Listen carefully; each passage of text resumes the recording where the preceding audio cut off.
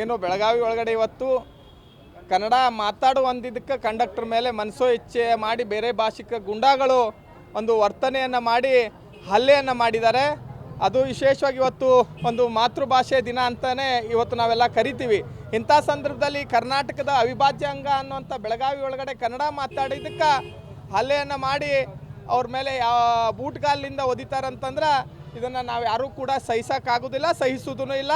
ಅದಕ್ಕೆ ಪೊಲೀಸ್ ಇಲಾಖೆಯವರು ಇದ್ರ ಬಗ್ಗೆ ಗಂಭೀರವಾಗಿ ತಗೋಬೇಕು. ಸರ್ಕಾರ ಯಾಕೆ ಪದೇ ಪದೇ ಈ ರೀತಿ ಆಗ್ತಾ ಇದೆ, ಇಂಥವ್ರ ಮೇಲೆ ಯಾಕೆ ಕನ್ನಡ ಬಾವುಟವನ್ನು ಹಾರಿಸಿದ್ರೂ ಕೂಡ ಬೇರೆ ಭಾಷಿಕರು ಹಲ್ಲೆ ಮಾಡ್ತಾರೆ, ಕನ್ನಡ ಮಾತಾಡಿದ್ರು ಕೂಡ ಬೇರೆ ಭಾಷಿಕರು ಹಲ್ಲೆ ಮಾಡ್ತಾರೆ ಅಂದರೆ ಕನ್ನಡಿಗರು ಎಲ್ಲಿ ಬೇರೆ ರಾಜ್ಯದೊಳಗಿದೆಯೋ ಏನು, ಕನ್ನಡಿಗರು ಕರ್ನಾಟಕದೊಳಗೆ ಅಂಜಿ ಬದುಕುವಂಥ ಪರಿಸ್ಥಿತಿ ಆಗಿದೆ ಅನ್ನುವಂಥದ್ದು ನಮಗೆ ತಿಳಿತಾ ಇಲ್ಲ.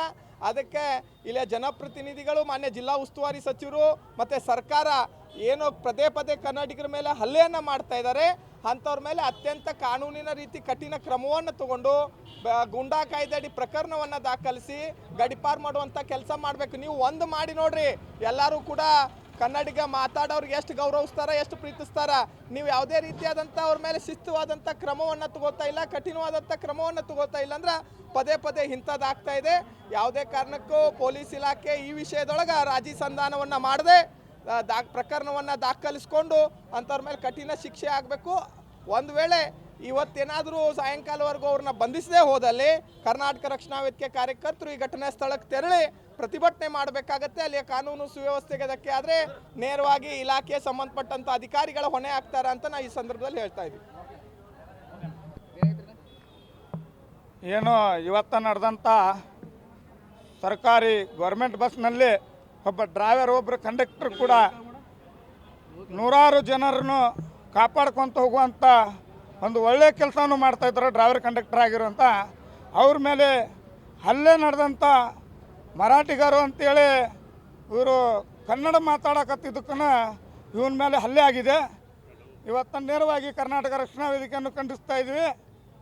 ಇವರು ಯಾರ್ಯಾರು ಎಷ್ಟು ಜನ ಅದಾರ ಅನ್ನೋದು ಮಾರಿಯಾಳ ಪೊಲೀಸ್ ಠಾಣೆಗೆ ಇವ್ರಿಗೆ ಕಂಪ್ಲೇಂಟ್ ಕೊಟ್ಟರೆ ಏನಾದರೂ ಕಂಪ್ಲೇಂಟ್ ಏನು ತೊಗೊಂಡಿಲ್ಲ ಅಂತ MLC ಮಾಡಿಸ್ಕೊಳಕ್ಕೆ ಬಂದಿದ್ದಾರೆ. ಆ ಕಂಡಕ್ಟರ್ನ ಕನ್ನಡ ಮಾತಾಡಂದಿದ್ದಕ್ಕನ್ನು ಇವರು ಒಂದು 20 ಜನ ಕೂಡ ಇವ್ರನ್ನ ಹೊಡ್ತಾರ. ಯಾಕೆಂದ್ರೆ ಇದು ಮಾತೃಭಾಷೆ ಕನ್ನಡ ಭಾಷೆಗೆ ಇವರಿಗೆ ಗೌರವ ಮರ್ಯಾದೆ ಇಲ್ವಾ? ಕನ್ನಡ ಮಾತಾಡಂದಿದ್ದಕ್ಕೂ ಇವರು ಮರಾಠಿ ಮಾತಾಡ್ಬೇಕಂತ ಹೇಳ್ಕಾಟ ಹೊಡಿತಾರಂದರೆ ಒಂದು ಡ್ರೈವರ್ ಕಂಡಕ್ಟರ್ಗೆ ಯಾವ ಕಾರಣದಿಂದ ಹೊರಿತಾ ಇದ್ದಾರೆ?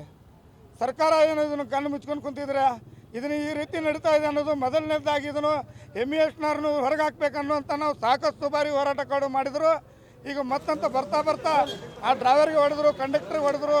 ಇವತ್ತು ಹಲ್ಲೆ ಮಾಡಿ ಪಾಪ ಅವರು ನೋಡ್ಕೊಂಡ್ರೆ ಅಲ್ಲಿಂದ ನಡೆಯೋಕೆ ಬರ್ತಾ ಇಲ್ಲ, ಅಳ್ಕೊಂತ ಬರ್ತಾ ಇದ್ರು ಅವರು ಎಲ್ಲ. ಇವತ್ತು ಕನ್ನಡಿಗರೆಲ್ಲ ಕೂಡ ಇವರು ಯಾರ್ಯಾರು ಗುಂಡಾದರ್ದಿ ಗುಂಡಾಗಿಲ್ಲಿಯನ್ನು ಮಾಡ್ತಾ ಇದ್ದಾರಲ್ಲ, ಇವರಿಗೆ ನಾವು ತಿರುಗಾಡಿ ಬಿಡಬೇಕಾಗಿತ್ತ ಇನ್ಮೇಲೆ. ಯಾಕೆಂದರೆ ಪೊಲೀಸ್ ಇಲಾಖೆಯವ್ರಿಗೆ ಹೇಳಿದ್ರು ಕೂಡ ಇವ್ರನ್ನೆಲ್ಲರನ್ನೂ ಒಳಗೆ ಹಾಕುವಂಥ ಕೆಲಸ ಮಾಡಬೇಕಾಗಿತ್ತು. ಇದನ್ನು ಬಿಟ್ಟು ಪಾಪ ಕಂಡಕ್ಟರ್ ಡ್ರೈವರ್ ಇಬ್ಬರು ಬಡಿಸ್ಕೊಂಡು ಸಿವಿಲ್ ಹಾಸ್ಪಿಟಲ್ಗೆ ಬಂದಿದ್ದಾರಂದರೆ ಇವ್ರಿಗೆ ನಾಚಿಕೆ ಮಾನ ಮರ್ಯಾದೆ ಇಲ್ಲ. ಇವರಿಗೆ ಸ್ವಲ್ಪ ನಾಚಿಕೆ ಬರ್ತಾಯಿದೆ. ಇವ್ರಿಗೆ ಪೊಲೀಸ್ ಇಲಾಖೆಯವ್ರಾಗಿದ್ದಕ್ಕೂ ಇವ್ರನ್ನ ಮೊದಲು ಅಲ್ಲಿ ಕುಂದ್ರಿಸಿ ಎಲ್ಲರನ್ನೂ ಒಳಗೆ ಹಾಕ್ಯಾಟು ಇವ್ರನ್ನ ಮೊದಲು ತಿರುಗಾಡಿ ಬಿಡಬೇಕಾಗಿತ್ತು. ಇದನ್ನು ಬಿಟ್ಟು ಪಾಪ ಡ್ರೈವರ್ ಕಂಡಕ್ಟರ್ನ ಇಲ್ಲೇ ಸಿವಿಲ್ ಹಾಸ್ಪಿಟಲ್ ಕಳಿಸ್ಕೊಟ್ಟಿದ್ದಾರೆ. ಅಲ್ಲೇ ನಡೆದಿರ ಇವ್ರಿಗೇನೋ ಕನ್ನಡ ಮಾತಾಡೋಂಥ ಇವರು ಕಂಡಕ್ಟರ್ ಅವ್ರು ಹೇಳಿದ್ರಂತೂ, ನಾನು ಕನ್ನಡ ನಾವು ಮಾತಾಡೋದಿಲ್ಲ, ನೀವು ಮರಾಠಿ ಕಲ್ಕೋಬೇಕಂತ ಹೇಳ್ತಾರಂತವ್ರು. ಕರ್ನಾಟಕದಲ್ಲಿ ಬಂದು ವಾಪಸ್ ನಾವು ಮರಾಠಿ ಕಲ್ಕೋಬೇಕಾ? ಏನು ಇವ್ರ ಅಪ್ಪನ ಊರ, ಇವ್ರ ಅಪ್ಪನ ಆಸ್ತಿಗಳ ನಾವು ಮರಾಠಿ ಕಲಿಬೇಕಂದ್ರೆ ಇದು ಕರ್ನಾಟಕದಲ್ಲಿ ಮೊದಲನೇದಾಗಿ ಕನ್ನಡ ಕಲ್ಕೋಬೇಕು. ನಿಮ್ಮ ಮರಾಠಿ ಆಗಲಿ, ಉರ್ದು ಆಗಲಿ, ಹಿಂದಿ ಆಗಲಿ ಇವು ಭಾಷೆ ನಡೆದಿಲ್ಲ. ಮಾತೃಭಾಷೆನ ಕನ್ನಡ ನೀವು ಕಲಿದ್ರೆ ಇಲ್ಲಿ ಇರುವುದಂಥ ಕರ್ನಾಟಕದಾಗ ಉಳಿಬೇಕು. ಇಲ್ಲ ಅಂದ್ರೆ ನೀವು ಇದನ್ನು ಬೇಕಾದರೂ ನಿಮ್ಮ ಭಾಷೆನಾದರೂ ನೀವು ಬೇಕಾದ್ರೆ ನಿಮ್ಮ ರಾಜ್ಯಕ್ಕೆ ನೀವು ಹೋಗ್ಬೋದು. ಕರ್ನಾಟಕ ರಾಜ್ಯದಲ್ಲಿ ಬಂದು ಕನ್ನಡ ಕಲಿಯೋದು ಬಿಟ್ಟುಕಾಟ ಮತ್ತು ಅದನ್ನು ಅವ್ರ ಮೇಲೆ ಹಲ್ಲೆ ಮಾಡ್ತಾ ಇದ್ರಲ್ಲ, ಇನ್ನು ಮೇಲೆ ನಾವು ತಕ್ಕ ಪಾಠವನ್ನು ಕಲಿಸ್ಬೇಕಾಗ್ತಿದೆ ಅಂತ ಹೇಳ್ತಾ ಇದ್ದೀನಿ.